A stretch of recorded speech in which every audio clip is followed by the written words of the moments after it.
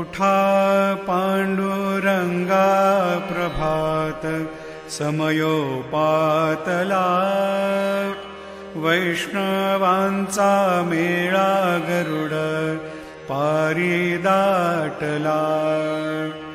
गरुड पारापासूनी महा द्वारापर्यंत, सुरवरांची मांदी उभी जोडोनी हात.